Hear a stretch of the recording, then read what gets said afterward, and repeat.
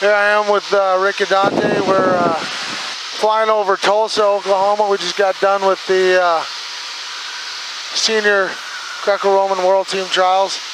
We got a great team selected, so pretty happy about that. We're just out here doing a little aviating. There's Muhammad in the back. Wave, Muhammad. So, what'd you think of the event, Rick? It was very impressive to see the guys perform. Some exciting newcomers, some expected performances from your veterans, and excited to see what you guys do at the Worlds in Budapest. Welcome to the National Team podcast, leadership show here we're on episode 10. Rick and I, we haven't connected for a while. I did see you down in Tulsa, though. You came down to watch the guys compete at the World Team trials. Heck yeah, man. It was awesome to see. Big fan of you guys. Congratulations to all the guys who made the team and for the guys who showed up and tried hard and fought hard. It was awesome to see you guys. Yeah, it was a lot of fun. I mean, we had some new guys emerge. The young talent is really starting to step up and push some of these older veterans, and in a few cases took some of the spots. Yeah, it was exciting to see. I mean, there's new faces, old faces. It was cool to see Hayeswinkle back in the mix.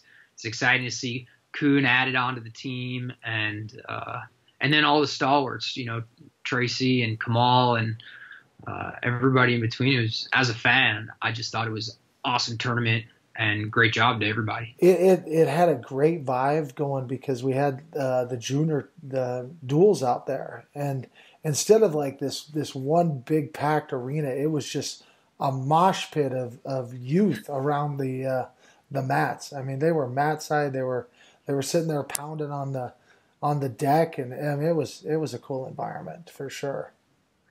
Yeah, it reminded me of like a dual mat in high school where you have a packed gym.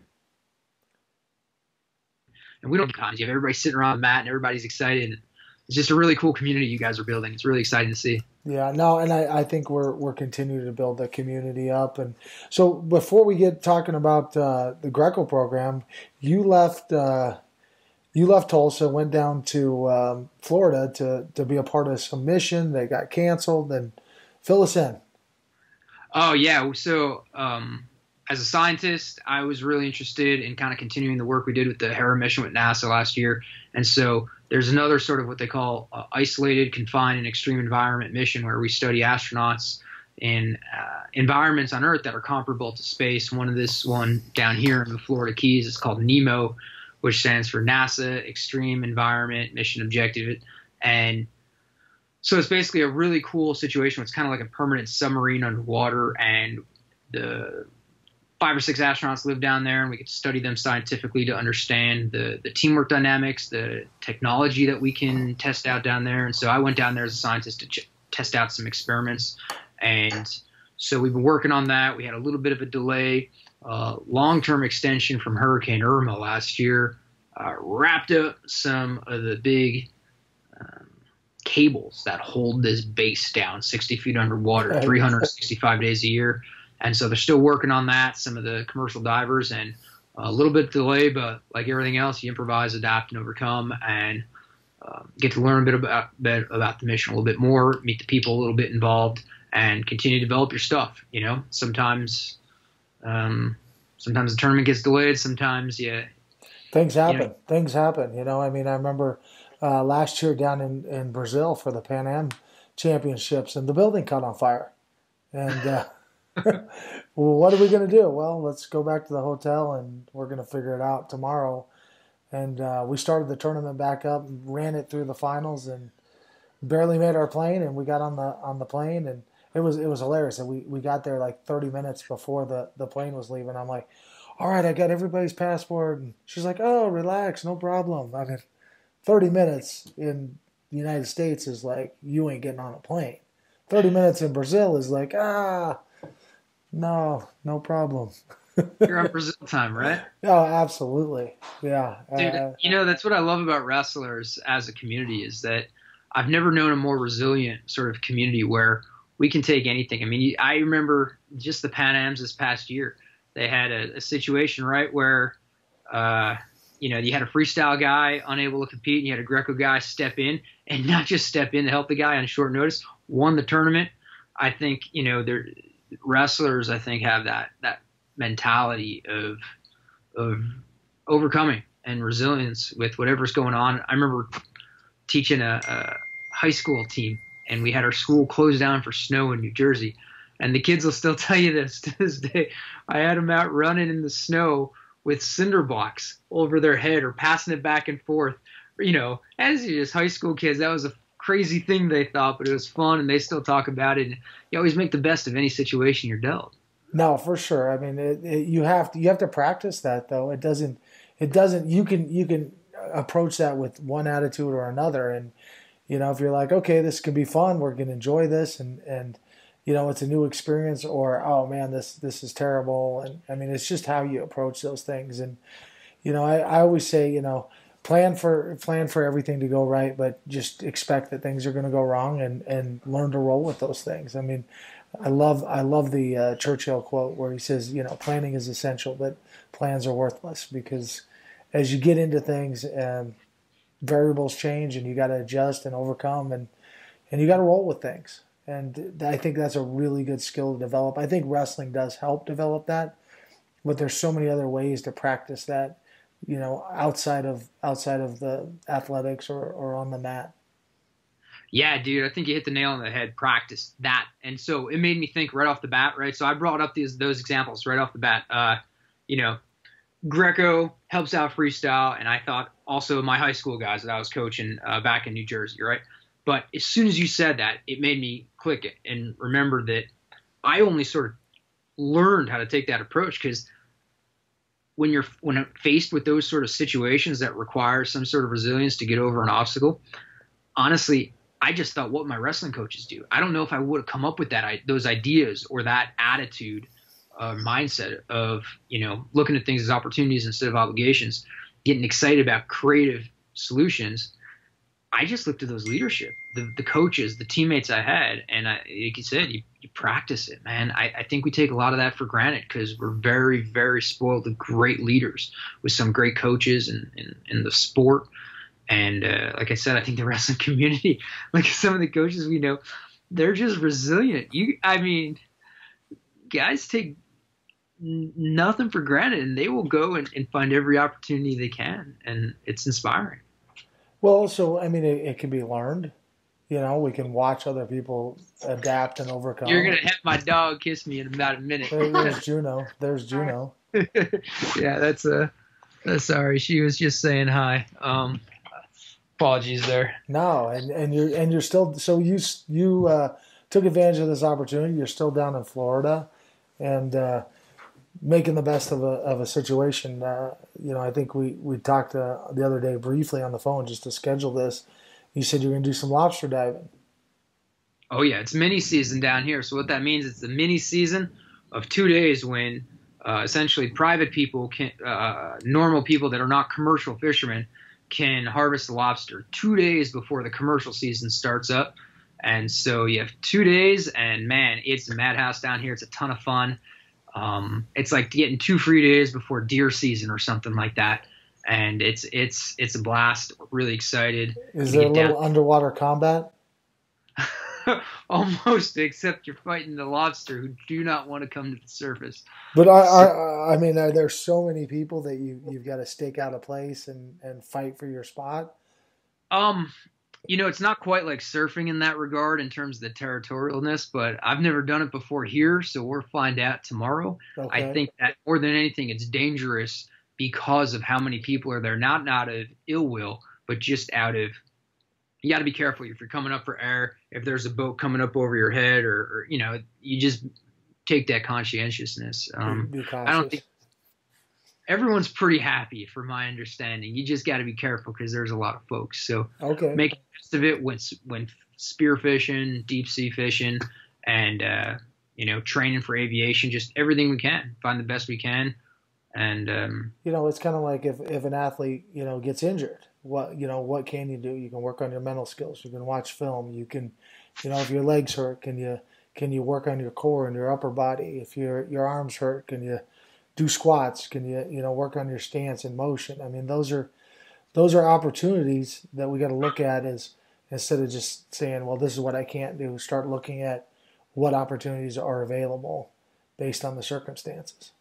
Yeah, man. I mean, people delineate, right? You have two perfectly good people that split off in two entirely different ways based on how they experience, say, that injury or something. And I remember a couple of years ago, I was talking with Uriah about this. He was talking to guys who were injured on the side of practice and saying, hey, you still got to be here, pay attention to the technique that's being taught, learn what's going on in the team and the vibe.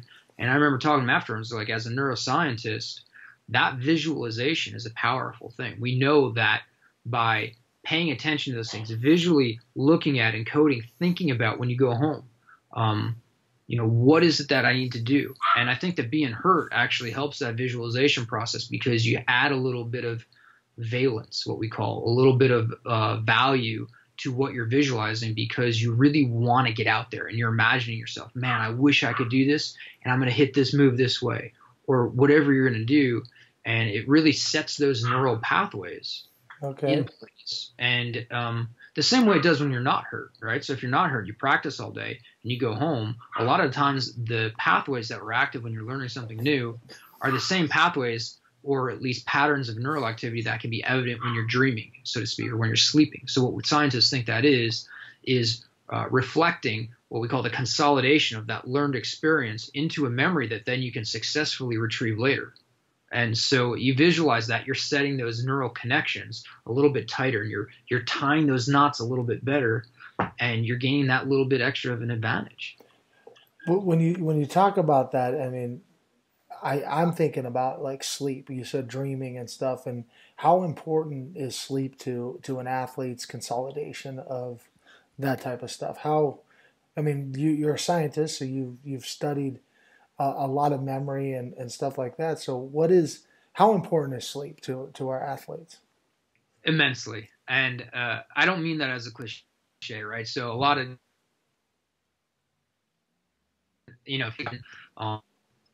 I really mean that as not a cliche. Sleep is truly a really useful thing. And I say that as a guy who didn't pay attention to that. And sometimes I admit I'm still guilty of chopping off a little bit of sleep here and there. But in terms of scientifically, when you're learning new things, right? So I look at wrestling as at any sports, right? You're learning how to run faster if you're a sprinter. You're learning how to do a better gymnastics flip if you're in gymnastics, how to do a better parterre defense if you're in wrestling, or whatever that is that you're learning every day in practice. You need to be able to retrieve that. And what happens in sleep is those neural connections, like I was saying, they're being tightened. And the way that they're being tightened is because they're being replayed. And so when think of use it or lose it, you're using it more. You're using those pathways. And so those neurons are forming not just stronger synapses, but they're forming extra synapses. And so if you're cutting out that sleep, it's harmful. And I'll offer this one more thing to the athletes or anybody else watching, that when we were doing the Hera mission last year, it was a huge sleep deprivation study for NASA. And a lot of people ask us about that. And I've talked to some fighter pilots and other people who are really curious about those elements. And they ask, so what was the effect? How did you guys have the effect of sleep deprivation? And we say two things, which is one, no, we always reported we feel like $100, $1 million, and we're very confident people. And then we look at our scores, and systematically over days and days of sleep deprivation, our scores are worse and worse. And so, we talk a lot about ego in this podcast every now and then, right? We had to check our ego. We said, look, we think we're a little bit better than we are, but when we had that sleep deprivation day in and day out, it really did bring us down. And so that's sort of my message to the athletes in that capacity, is that it really does make a difference. There's no way around it. And cut it off. The mental toughness carries you so far. I can overcome this. I can overcome this sleep deprivation. I can still perform up to my ability. You're telling yourself that, which is still a positive thing to say to yourself. But I think truly we know that, we need that sleep, not just to perform, but to recall what we're doing in training, to really consolidate that learning that we're spending, 4 hours a day on the mat learning and developing those new skills. When we sleep, we consolidate those thoughts and strengthen those connections. Well, not to mention healing. I mean, healing's not huge. to mention, when does GH get produced in the body? It's like free doping. Like you can let your body heal and produce human growth hormone, and that only happens in sleep. And I say this with full disclosure. I mean, I learned this too late in life. I wish I knew this when I was the age of your athletes. I would have been 10 times better. And I think that's like the paradox of leadership, paradox of learning, right? Is you tend to by the time you learn it, you're too old to use it sometimes, it feels like. And, the athletes, if you guys are watching, treat this show. This is like your secret superhuman power. If you can learn the thing from us old guys that we learned when it was too late to use it, then you have that extra additive apart from the other guys who aren't learning and aren't taking that mentoring from older people. And you're going to be kind of hamstrung by the limitations of youth, and use it and succeed. Yeah, take advantage of every opportunity. And if it's something as simple as getting more sleep, getting an extra hour of sleep every night, because you're not putting the blue lights on. I mean, a lot of the guys like to be on their devices or video games, and I mean, the blue lights really affect that sleep, and you need to turn those off. And we all know it, but we do it sometimes anyways. Look, we get a text, we get an email. I'll tell you a story. So you mentioned blue lights. Our mission was a sleep deprivation mission for NASA because they wanted to see, will blue lights help us to stay awake longer if we're already sleep deprived? And the answer was inevitably yes. I mean, we definitely stayed awake longer. So when you're talking about guys up on their screens, texting, Twittering, Instagramming, doing all the fun stuff, right? That's cutting into their healing. Mm-hmm. It's cutting into their consolidation of the new stuff they learned, cutting into their visualization. And it's actually, it's definitively it's defined as interfering with the sleep. That blue light, it has an effect. And that's a pretty new phenomenon, really. Isn't it? Well, what's cool about what NASA was trying to use it as a feature, not a bug. They're saying, well, look, if we're going to have sleep deprivation, can we at least fight it with blue light? And it seemed like, yeah. But my message to athletes and people looking to train is, don't try to overcome sleep deprivation with blue light. Realize that blue light is going to create that sleep deprivation for you. And, heck, you guys have worked so darn hard. Go win some gold medals. Why would you do anything that would interfere with that? And I just think it makes sense. Well, because we're human and we know what's right, and we still sometimes choose the wrong decisions, and that's part of growing up, and that's part of maturing. And I'm happy to see that a lot of my athletes are growing up and maturing and taking some of these things that we're talking about more serious, and really developing into good leaders. So it sounds like you made the best of this experience down there in Florida. You didn't get to do the mission, but you were there. You met the people. They know you traveled down there to be a part of it. So maybe the next time it's going to be a great opportunity. Well, and in fact, we're coming back in September. And so we're already got things lined up. I have my EEG, my brain electrodes that are with me. We're able to actually try to fit them into the dive helmets. We had actually a lot accomplished that we've been working on together, built the relationships to strengthen those team dynamics. But also, I bring my work with me. So we're working all the time. There's never a downtime, just like wrestlers.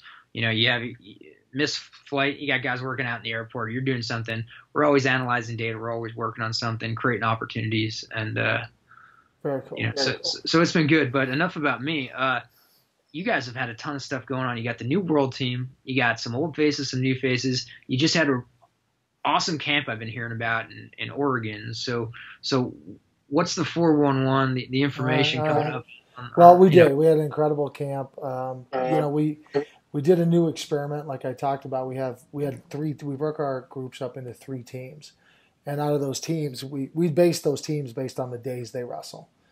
The first group goes day 1, day 2, day 3. So there was 3 teams, 4, 3, and 3. Each team had their own team leader. But what I, besides the fact that the guys stepped up and did a great job of leading, and it allowed me to meet with just the leaders and disseminate this information. What we discovered later in the camp was maybe we still want to create a group chat on one of the apps like WhatsApp, because maybe we're not listening when our team leader's talking, or maybe he somehow neglected to give us all the details. So if we could back that up on a device and an app, because we do have our phones on us. So just double up that communication was one of the things we talked about.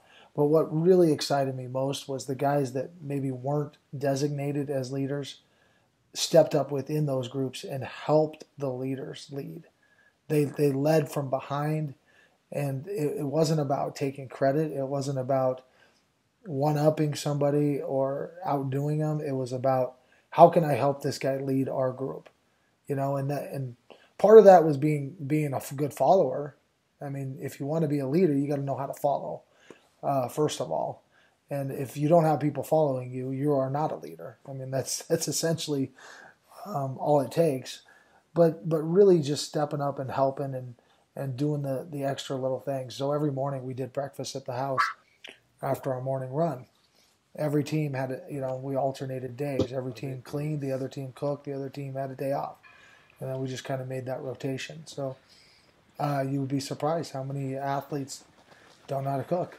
They learned how to make a grilled sandwich. These are skills that a lot of people get earlier on in life. And I was a little shocked that some of these skills weren't at all developed. But everybody did know how to cook an egg at least. So we ate a lot of eggs during this camp. The other two meals were at a restaurant, so it just made it a lot more convenient. We'd finish our afternoon workout, we could shower, go straight to the restaurant. We'd finish our evening workout, shower, go straight to the restaurant, which allowed us to spend a little more time as a team. At night, we did some fun stuff. We played board games. My daughter and her boyfriend came over and were kind of game masters one night, and we had a lot of fun doing that. We had a lot of great meetings. Chael Sonnen came over the second day of camp, really got the guys opening up and talking about dialogue. And he started with the talk about, actually, I think he made me sound a bit like a psycho, but, he was like, yeah, this guy was my coach, and here's how freaking nutty he is, and told a few stories, which was good because the athletes might not know me that well. They think I'm just this authority figure and not, a crazy athlete that's willing to do whatever it takes to win in every situation, and whether that's training or competition.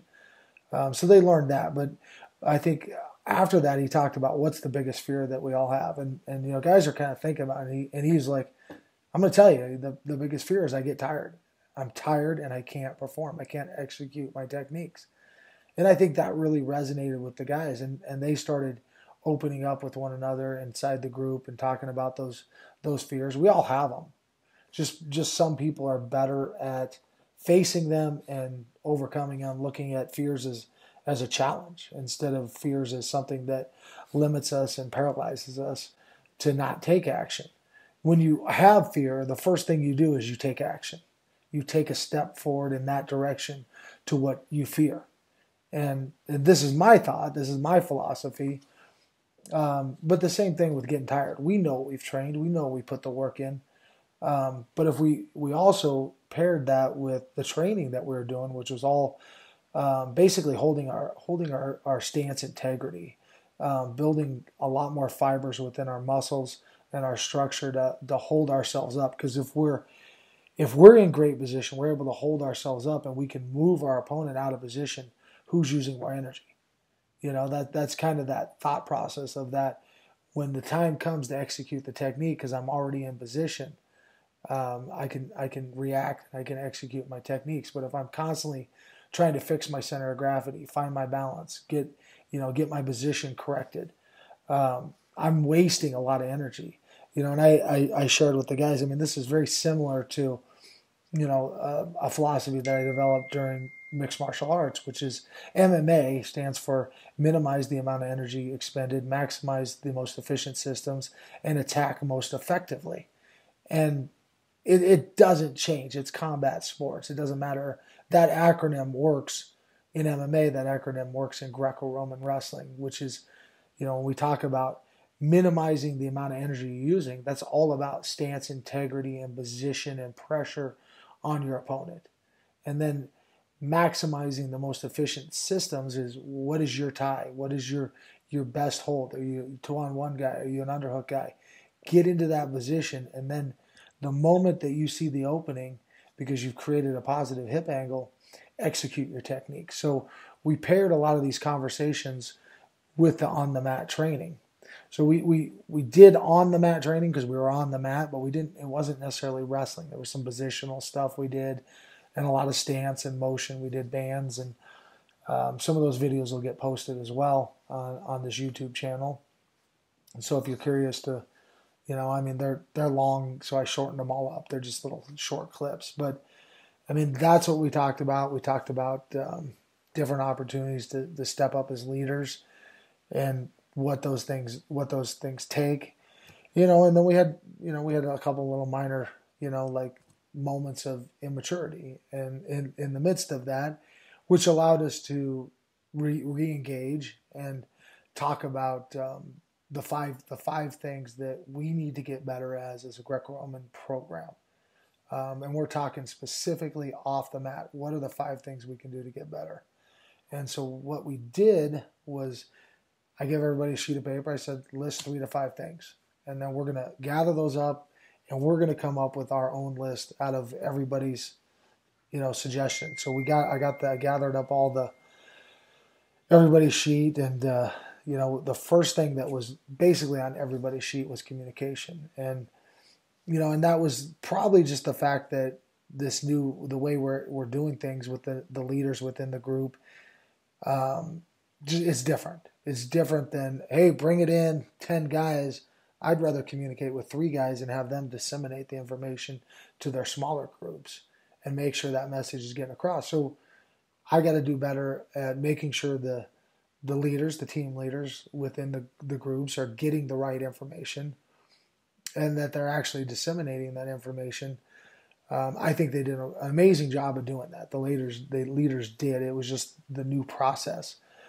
So we talked about how we could improve that, and one of the things we came up with was the WhatsApp group chat, just kind of this reminder. I know teachers use the app Remind. It's literally called Remind, and I'd set that up for a while, but I think we like WhatsApp better. It's just more efficient, streamlined. You can make as big a group as you want. But as we went through that, I actually have my list sitting right here.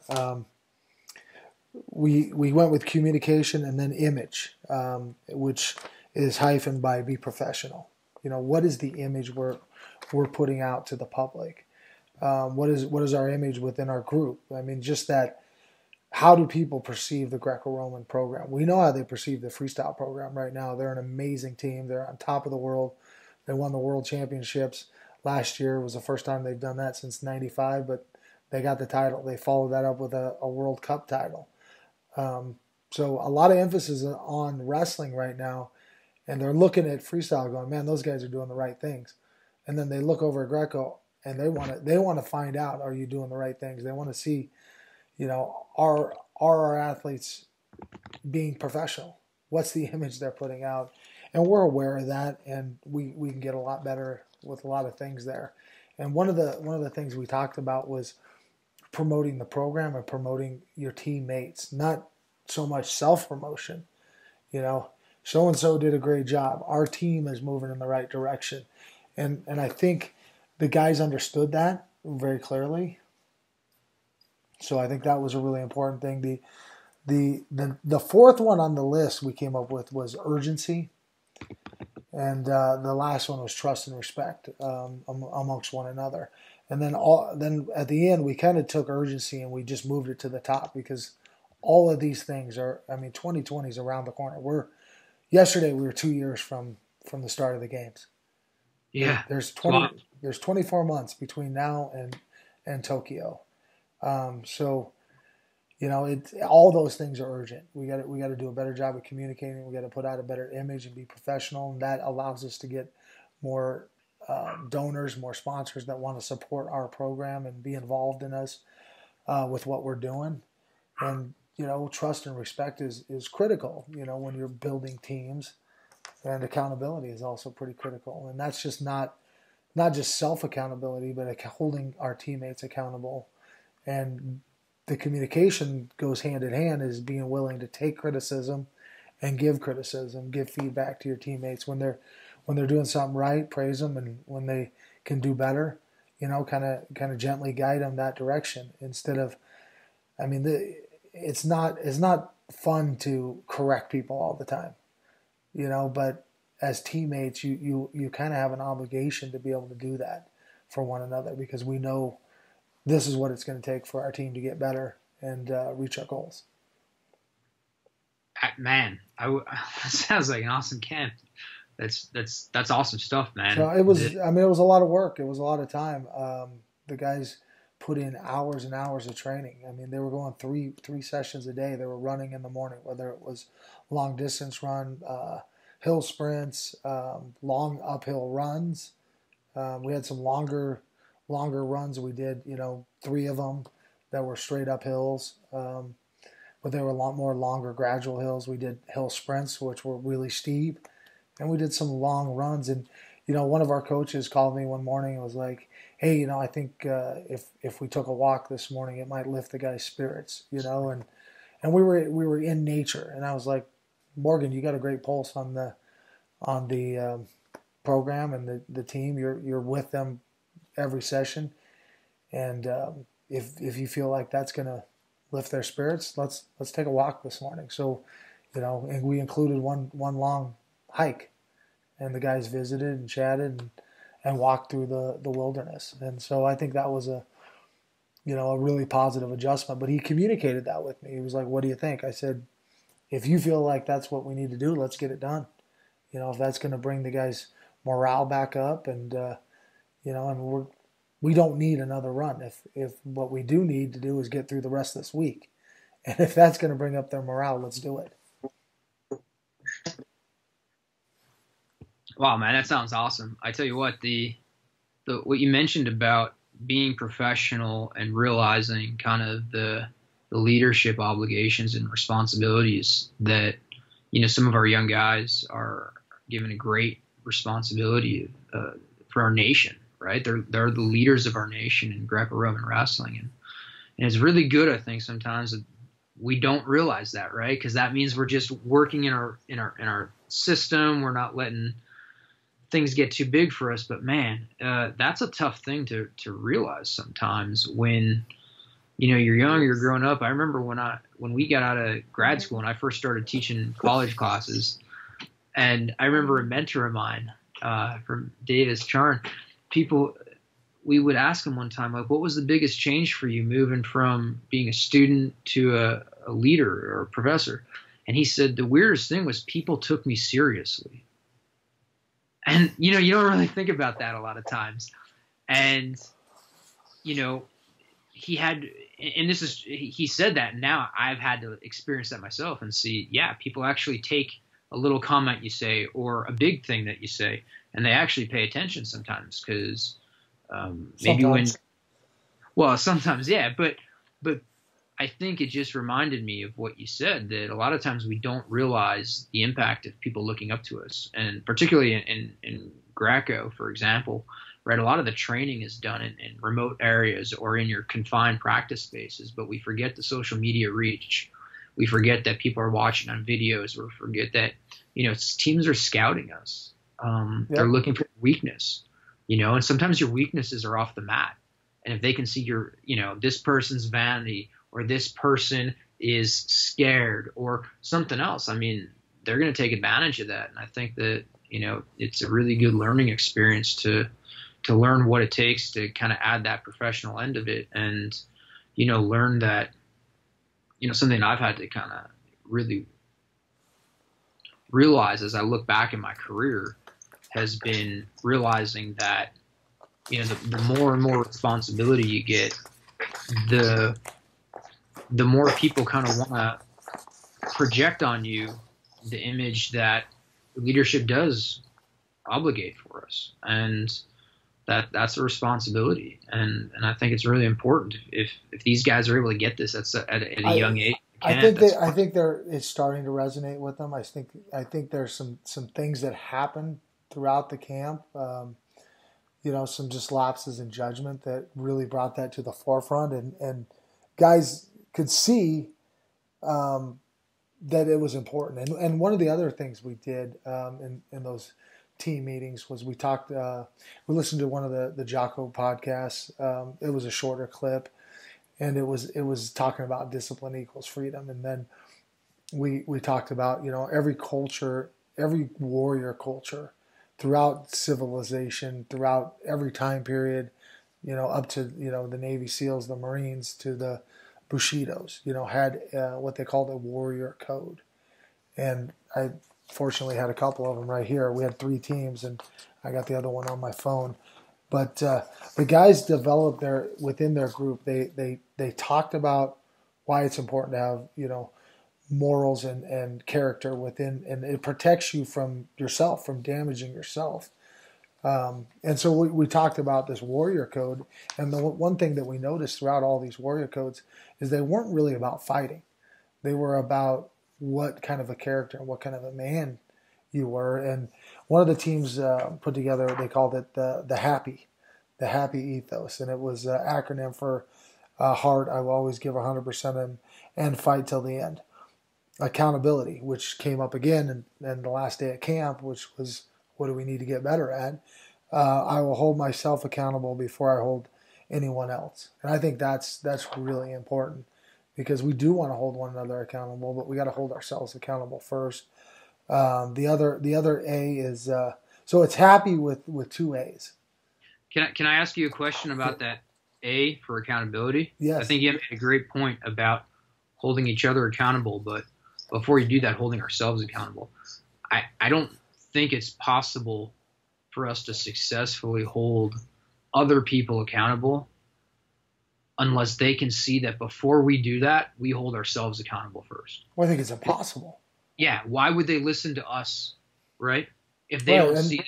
And I think that team wrote that well. I will hold myself accountable before I hold anyone else. I think that was worded very, very clearly. Yeah. I need to be accountable to you and the rest of my teammates. And when I can do that, I will try to hold you accountable as well. That's awesome. So, and then it's happy with 2 A's. So the second A was ambassador. We will always represent my country in a professional manner. And then again, it goes back to what we did on the last day. We did this the third day of the first week, and we did the other one, what can we get better at? And it's ironic that, two of the big ones were in the ethos, the warrior code that this team wrote. I know which team this is. Persistence. I will never give up, and I will continue to strive under any circumstances or situation. Passionate. I will be passionate about all that I do. And then the last one, the why, was you. I am my own downfall. Everything I do falls on my shoulders, and everyone else is around me. And I think that was a profound statement as well. What people don't just look at, oh, this is what this guy did. This is what the Greco-Roman program's doing, positive or negative. Yeah. And if you're doing things right, they're going to look at you first and the program and say, wow, that guy's doing things right. The Greco-Roman program's going in the right direction. But conversely, if one guy on the team's effing up, it's like, man, look at the Greco-Roman program. They're effing up. It's not this individual. So I think that was a really important one. The other team wrote, they did a short one here. It was all eyes. So I didn't really put too much thought into it, but I'm thinking as we're building teams, I think we should be using more we statements potentially. But I will eliminate my fears. I am self-confident. I will dedicate and and discipline in my preparation. I will hold myself accountable. Again, accountability. I trust the process. I will make the necessary sacrifices to consistently improve. I am courageous and lethal. So that was one. And then the other one I have on my phone here, and I'll find it real quick because I can't share two without sharing the other one. And it's not too, here it is. So it was, they did like a design here. You can kind of see how it's like a little design there. Yeah. But it was simply in the center, it was head in the game. And then it was truth and faith at the top, fight and willpower also at the top. And then on the side, courage and honor, joy and love, and then team and discipline. We believe in truth, and it's guided in our faith. That's awesome. I mean, that's inspiring for me. And I've always been inspired by the Greco athletes and the coaches. As a kid, I saw you guys in USA Wrestling Magazine in the 90s growing up. I've always watched Coach Fraser's email blast with his stories and inspirations for decades, to be frank. So, I mean, I'm inspired just by the stuff they put down. It helps me to remember to be a better person. And that's just really, really cool to hear and to see the stuff that's on their mind. And I think it underscores that good part about teamwork and leadership. Nobody was in there talking about their hip throw or their parterre, about being a good, what is it going to do to be a warrior, right? And their ethos. Right. They're talking about that courage, the integrity, truth. Those things are going to guide them, right? Are they true about their training? That's what's going to make the champion. Are they true to themselves, true to their teammates? And something that you said a minute ago from one of their lists that really reminded me was, the role that one or two persons can have on a program, right? And this can be in a good way or a bad way. And indeed, it's usually both, right? Mm-hmm. So you mentioned somebody, messes up and you're representing the program. Well, if you care, we talked a lot about earlier episodes about, do you care for your teammates? Do you love your teammates enough to want to support them as a leader, teammate? And if you care about your boys, if you want to be a warrior, right? That warrior code, that camaraderie, the brotherhood of that warrior ethos, right? It's never about the individual samurai or the individual SEAL or Greco wrestler or the Spartan. I mean, person, the team. Well, if you're there for your boys, you're there for your buddies. Guess what? If I mess up, what if somebody was just about to fund you individually, or about to fund your trip, or maybe there was a donor talking to Coach Matt or Momir or somebody saying, I like what you guys are doing. I think this guy's got a good shot. I want to fund him. And then maybe I screw up and I do something, maybe get some bad press or something. We forget that we can have an effect on the reputation of everything and everybody. And maybe we take away an opportunity from a buddy of ours that we'll never know was even about to happen. No, I mean, I can see those type of things realistically happen. That's not a hypothetical example. Those are reality, and as we grow as a team and we improve on our character, I think that's what people are going to resonate with and why they're going to want to support a program and help us reach our goals. And that's getting on the podium at the Olympic Games. We talked about communication, and, it sounded like it came up on a couple different levels of what you guys are talking about. And, I've always thought it was really important. So we had a pretty cool experience. We got to fly with Coach Mo and you and over at the World Team trials in Tulsa. And we did a little bit of a loop around Tulsa. We get to fly a little. And one of the things that we kind of worked on in the flight, right, is we talked about communication and the role of uniform. I'm about 6.5 to the southeast at 1,700 request clearance for entry and approach land. 1249er uniform Riverside Tower. Verify your 6.5 to the southeast to the southwest. 49er uniform, verifying southwest about 6.3. Sorry for that, 49 uniform. I think I said something wrong. I said we're coming in to land from the east. And they Southeast and Northeast. So go ahead. I'm gonna let you finish this. And ATC came in cool as a cucumber. Said, "Hey there, Roger that. Are you sure you don't mean Southwest?" It's like, "Oh yeah, that's right. So I mean Southwest." And we, everything was fine. We got along, right? Because we had the right attitude about our relationship in the communication. Yes, and this isn't always true. So down here in Miami, about 6 days ago, we had a mid-air collision. We had a couple people die in an airplane because people weren't on the radios. They weren't using them correctly. And a lot of times in those situations, they think you own the airspace because you're not being receptive and being a teammate on the other communication side. And you're not communicating with the other people who are all working around you. Just like in a wrestling, Matt, everyone's wrestling all in practice in the springs, right? Mm-hmm. And sometimes if you don't realize there's another mat going on, you roll and you hit the other guy. And if you think you're the only guy in the room, you're going to be in for a world of hurt.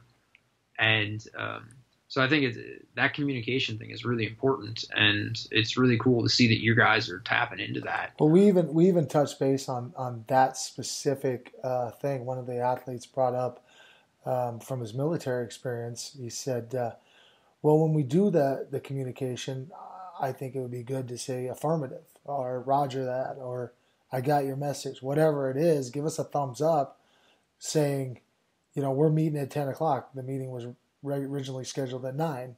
Thumbs up, I got it. I roger that, So it's that affirmative communication alongside of what we're already doing, but just giving that take that extra second to, check okay. Gotcha. Well, yeah, I mean, actually, when you break it down, there's people who look at this and like be it a military version or, we talk about the same thing in aviation. That communication, there's a series of structures. So if I say something to you, usually I have no reason to think that you heard me, and I can trust that you're going to comply with that thing unless you repeat it back to me. Yep. And so that's what happened in the air. Do you mean Southwest? Yes, I do. Thank you for clarifying. And you know what? I think I'm going to find that clip and add to the end of this podcast.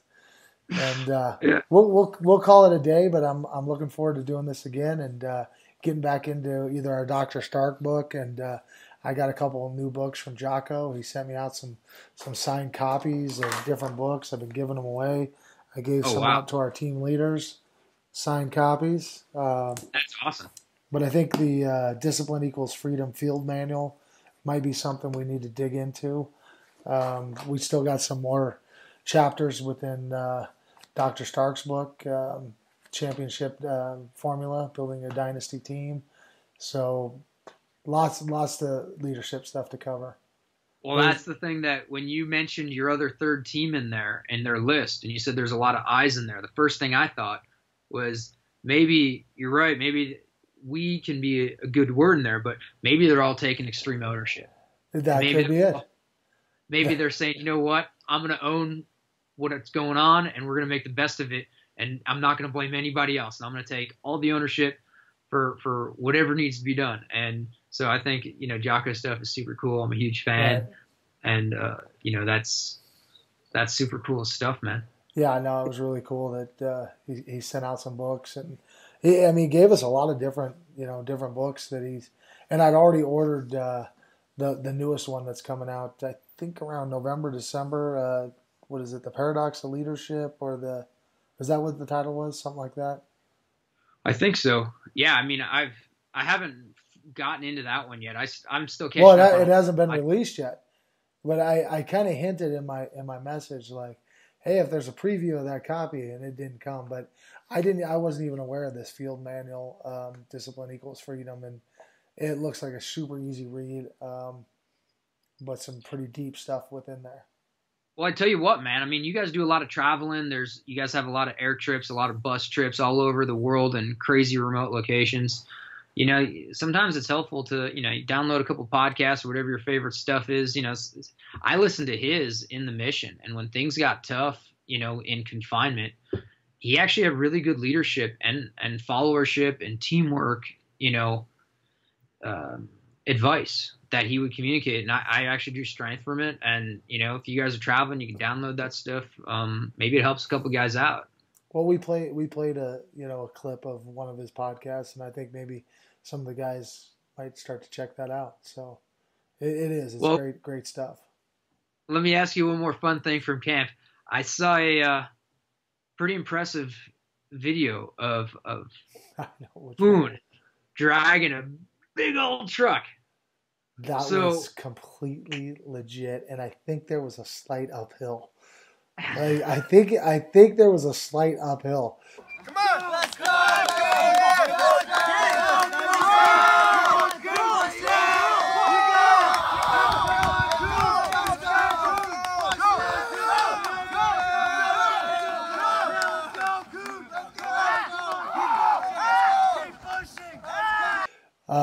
But yeah, I mean, positive stuff, posting those positive things, showing what our team's doing. I think that sent a great message. These guys are working hard. Not just only Kuhn pulling that truck.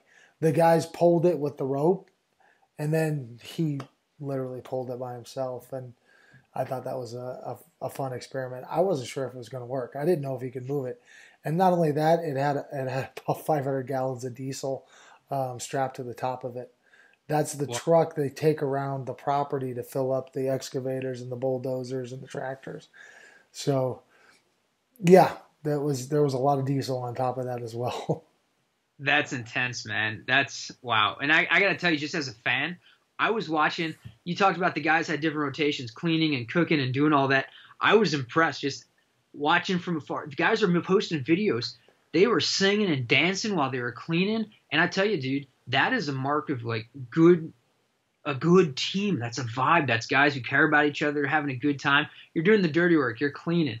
And if you can jam and have fun and be yourself, and that was a really good sign for me. I was like, wow, these guys, there's something special going on there. They have a good vibe, a good group of guys, and the young guys, who are in high school or junior high, they should want to be a part of that. Well, I hope so. I mean, I think those are the positive messages we need to send out. And the next camp, August 5th through 10th, is going to be in Las Vegas, and it's going to coincide with our junior training camp. Not just our Junior World Team members, but some of the other top juniors have the opportunity to attend that camp and join us and be a part of that. It's a very affordable camp that guys are going to have an opportunity to participate in. We did not have the space out here at the Olympic Training Center during that time frame, and that's really the time frame between what we want to get done, and because we're leaving for Germany in 10, we leave 5 days after camp ends. We leave for Germany, and then the juniors are getting ready for their own World Team trials. So this camp is an opportunity to raise the juniors level. It's an opportunity for the seniors to demonstrate true leadership and what it takes to get to that next level. If we're going to raise their level, they need to know what that next level looks like. And so the seniors are going to get to train with the juniors and vice versa. We're going to be working on specific attack plans and building our own system that we want to use. It's not some generic system that, coach put out there.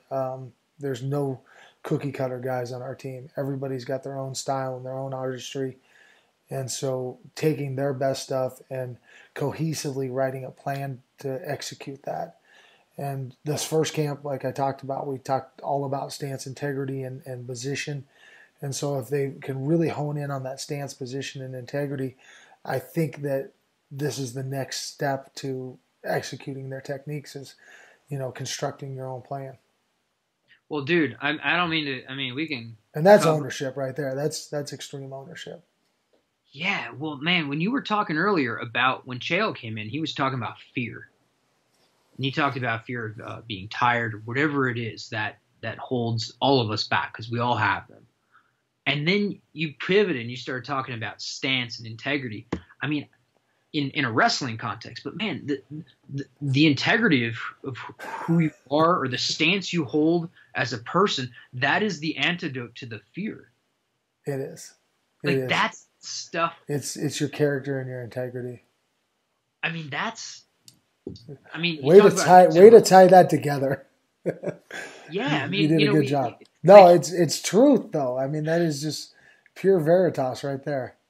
That's just awesome stuff. And like I said, I think a lot of times, we don't realize those special teams when we have them in our midst. And, I don't think the young guys, the juniors, the cadets, if they can see that vibe that you guys have going and realize that we don't always get that camaraderie afterwards in life, in the corporate world or in the workplace. I mean, that's a special experience to see people getting along, especially in a camp. Camps aren't always fun. They're hard. You're out there running every morning to where the coaches have to walk you one day.